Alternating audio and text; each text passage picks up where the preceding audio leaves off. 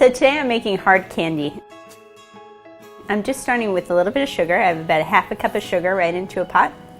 Adding about a quarter of a cup of honey, or you can substitute that for corn syrup or agave, anything that you prefer. Going right in there. And just a little bit of water just to help things get started.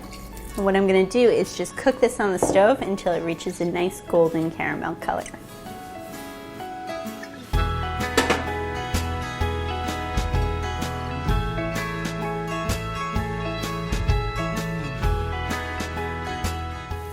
So my caramel is a nice golden color. You could see that smoky sensation that's happening, which is good because caramel essentially is burnt sugar by definition. I'm just adding in a little bit of sea salts just to round out my flavors. And then I'm adding in 2 kinds of sesame seeds. This is totally optional. If you want to just make plain hard candies, you can either just leave it like this. It's going to have a nice honey flavor to it. Or you could add in something like a flavoring, like an extract, or even a little bit of food coloring if you want kind of fun kids ones.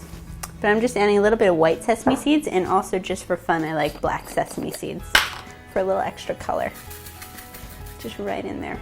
I like mine really loaded up.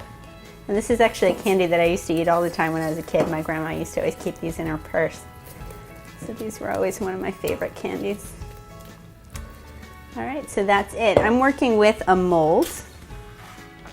I have kind of a silicone rubber mold. If you want to use anything like a cupcake tin with little liners inside or anything like that, or if you want to even put it into a loaf pan and cut pieces while it's still a little bit warm, that's great too. But this is a nice non-stick. So I'm just going to go ahead and pour my candy into my little sections here. You don't have to fill them up all the way, but just about 3/4. It's a good size.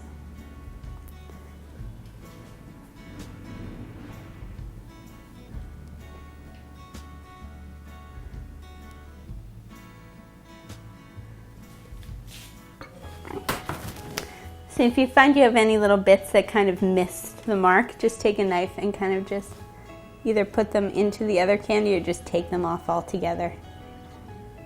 And that's it. I'm going to let those set at room temperature until they're nice and hard. You should be able to touch them and they'll feel really firm to the touch.